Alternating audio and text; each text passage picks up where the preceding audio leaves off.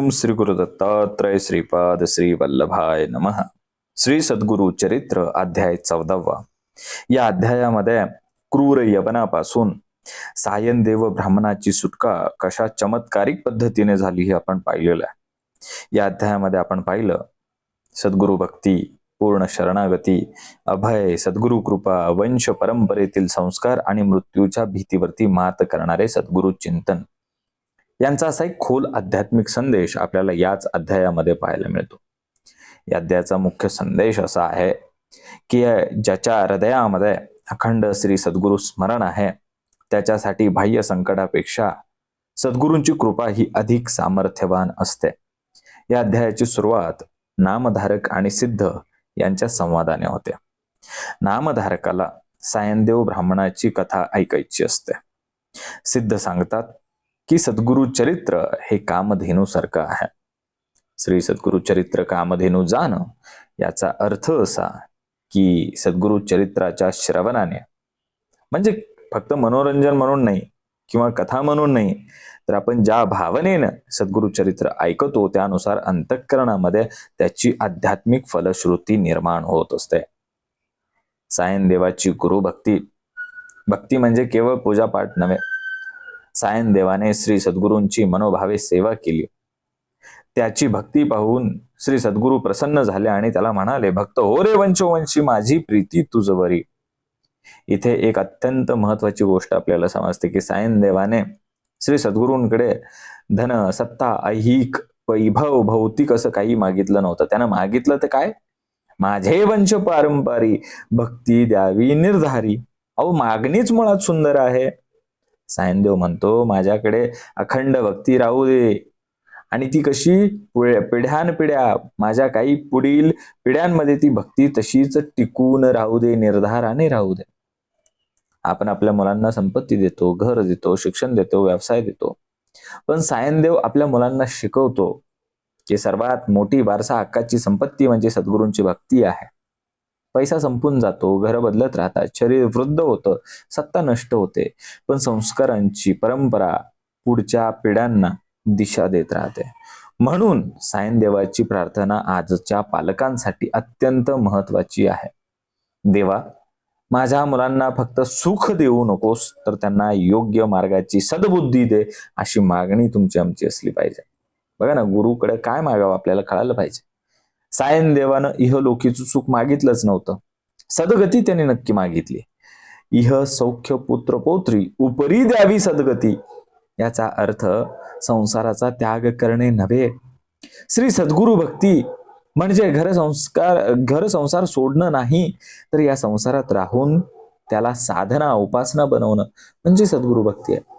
पुत्र पौत्रांचे सुख असावे, घरात लक्ष्मी असावी, आरोग्य असावे, ही इच्छा चुकीची नाही, पण त्याचबरोबर त्या सर्व सुखांच्या पलीकडे असलेली सद्गती मला मिळावी, ही दृष्टी आपल्याकडे असणं महत्वाचं आहे. बघा ना, जीवनातील सर्वात मोठी भीती मृत्यूची भीती आहे. सायनदेव श्री सद्गुरूंना सांगतो की मी एका क्रूर यवनाकडे आता मला जावं लागणार आहे, आणि दरवर्षी तो काय करतो, ब्राह्मणांचा जीव घेण्याची त्याच्याकडे प्रथा आहे. सायनदेवाला माहितीये, मी जर काय त्या ठिकाणी एकदा गेलो तर माझी जीव जाणार हे निश्चित आहे.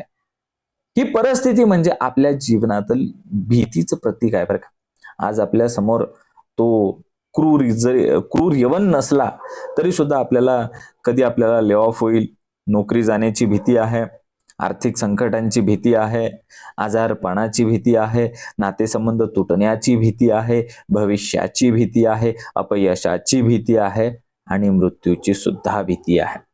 अशा अनेक यवनांना आज आपण रोज सामोरं जातोय. आपल्या समोर एक यवन नाही, अनेक यवन आहेत. मग सायनदेवानं काय केलं, श्री सद्गुरूंच्या चरणी शरणागती पत्करली. सायनदेवाने स्वतःच्या सामर्थ्यावरती संकटाशी लढण्याचा प्रयत्न बिलकुल केला नाही. सायनदेवानं काय केलं, तो सद्गुरूंच्या चरणी गेला, आणि हीच शरणागती. शरणागती म्हणजे काय, माझे काहीच सामर्थ्य नाही, ही कमजोरी नाहीये, तर त्याच्या पलीकडे, माझ्या सामर्थ्या पलीकडे जे आहे ते मी सद्गुरूंच्या चरणी अर्पण करतो, ही अंतर्मनाची अवस्था आहे. शरणागती म्हणजे कमकुवतपणा नाही, कमजोरी नाही, दुबळेपणा, दुर्बलपणा नाही. कारण ज्या गोष्टी आपल्या सामर्थ्याच्या पलीकडे आहेत त्यासाठी आपल्याला सद्गुरूंच्या चरणीस त्याला अर्पण करावं लागणार आहे. मग सद्गुरूंचा हात एकदा का मस्तकावरती आला तर तो अभयाचा सर्वोच्च क्षण असतो. श्री सद्गुरूंनी सायनदेवाच्या मस्तकावरती हात ठेवून सांगितलं, चिंता न करी. या शब्दांनी काय झाली, या दोन शब्दांनी आज्ञा संपूर्ण या अध्यायाचा 14व्या अध्यायाचा गाभा आहे बरं का. सद्गुरू म्हणतात चिंता करू नकोस. श्री सद्गुरू संकट नाहीसं करतील. यापेक्षा मोठी गोष्ट म्हणजे सद्गुरू आपल्या मनातील भीतीशी नाही करतात. ही सगळ्यात मोठी गोष्ट आहे. कारण संकट बाहेर असतात पण त्या संकटांची खरी तीव्रता मात्र मनामध्ये निर्माण झालेली असते. सद्गुरू प्रथम मनाला स्थिर करतात. बरोबर आहे का? बघा ना कसं आहे, ज्याच्या हृदयी श्री सद्गुरू स्मरण म्हणजे कसं, हा या अध्यायाचा महामंत्र आहे बरं का. या अध्यायातील अत्यंत प्रभावी ओवी जर कुठली असेल तर ज्याचे हृदयी श्री सद्गुरू स्मरण त्यासी कैचे भय दारुण काळ मृत्यू न बधे जाण अपमृत्यू व काय करी.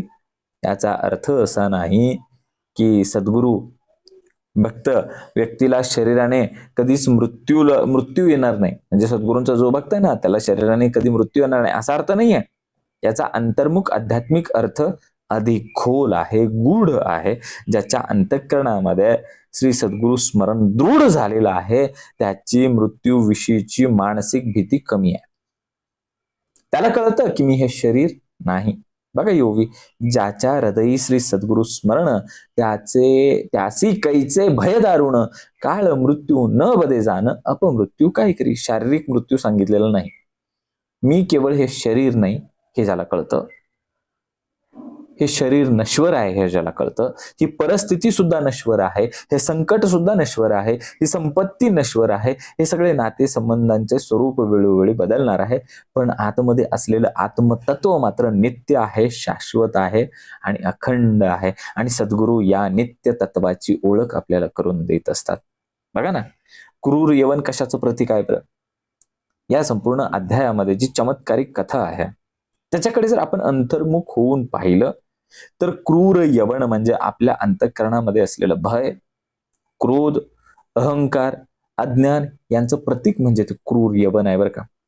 जो बाहेरचा शत्रू जितका भयंकर आहे तितकेच आपल्या मनामध्ये असलेले काम, क्रोध, लोभ, मद, मत्सर, संशय, चिंता हे अंतर्गत शत्रू ही तितकेच भयंकर आणि ते डेंजर आहेत. आपण बाहेरच्या शत्रूवरती एक वेळ विजय मिळवू शकतो पण स्वतःच्या मनावरती विजय मिळवणं हे अत्यंत कठीण आहे. म्हणून सद्गुरूंच्या चरणाशी आपल्याला शरणागत जायचंय, शरण जायचंय. स्वतःच्या अंतःकरणातील अज्ञानावरती प्रकाश आणायचा आहे. यवनाला अंतःकरणामध्ये ज्वाळा जाणवल्या या अध्यायामध्ये सांगितलंय. ते कर्माचं रूपक आहे ना. या अध्यायामध्ये यवनाला काय झालं, अंतःकरणामध्ये अशा तीव्र वेदना त्या ठिकाणी जाणवू लागल्या आणि आध्यात्मिक दृष्टिकोनातून हे अत्यंत सुंदर रूपक आहे. अधर्माने मिळवलेली शक्ती जी आहे ते शेवटी स्वतःलाच जाळून टाकते. कर्माचं रूपक दाखवलं. जो दुसऱ्याला त्रास देतो, तो यवन दुसऱ्याला त्रास देत होता, त्याच्या अंतःकरणामध्येही एक प्रकारची अस्वस्थता निर्माण झाली होती, अस्थिरता निर्माण झाली होती.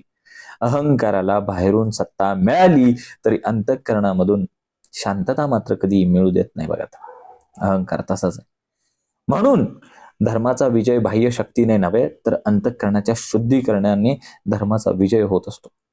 संकटामध्ये सायनदेवाला कोण वाचवतंय? सायनदेव स्वतःची शक्ती बिलकुल दाखवत नाही. सायनदेव श्री सद्गुरू स्मरण करतो.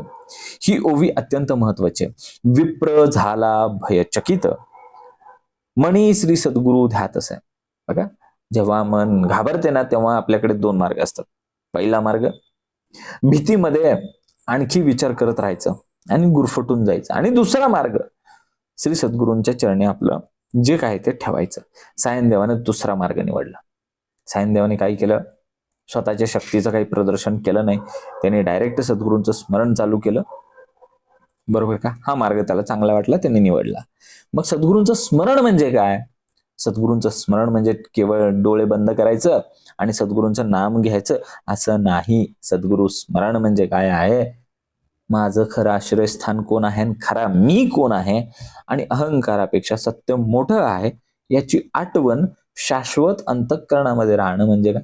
श्री सद्गुरु स्मरण आहे. सद्गुरु स्मरण मनाला 3 शक्ती देतं.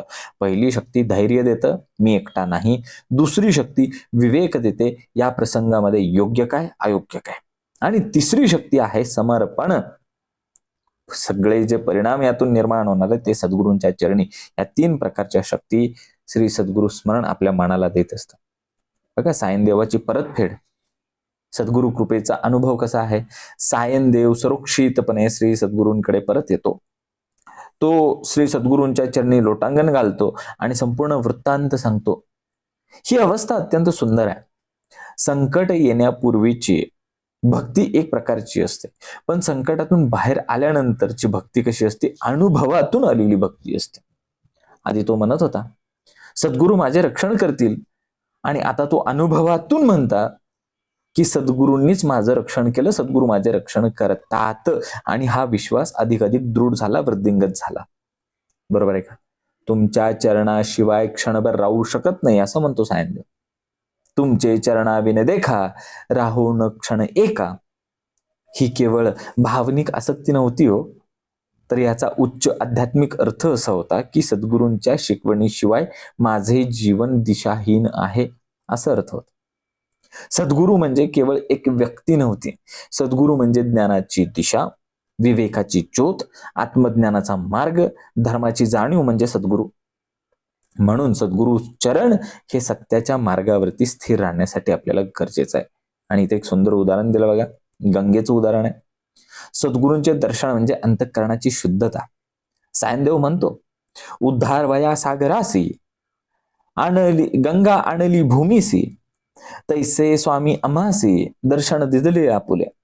बघा, ज्याप्रमाणे गंगा पृथ्वीवरती येऊन सगर पुत्रांचा उद्धार करण्याचे प्रतीक बनली, त्याचप्रमाणे सद्गुरूंचे दर्शन आणि कृपा मनुष्याच्या अंतःकरणातील अज्ञान धुवून काढते, त्याचा उद्धार करते. गंगेचं पाणी शरीर स्वच्छ करते, पण सद्गुरूंचं ज्ञान मन स्वच्छ करत असते. बरोबर आहे का? सद्गुरूंचं पुढील आश्वासन काय होतं? मी तुमच्या जवळच असेन, हे सद्गुरूंचं आश्वासन आहे.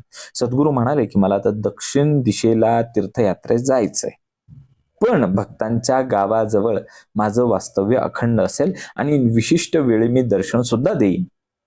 याचा आध्यात्मिक अर्थ फार सुंदर आहे. श्री सद्गुरू शरीराने जरी दूर गेले असले तरी त्यांचं असलेलं गुरुतत्व अजिबात आपल्यापासून कधी दूर जात नाही.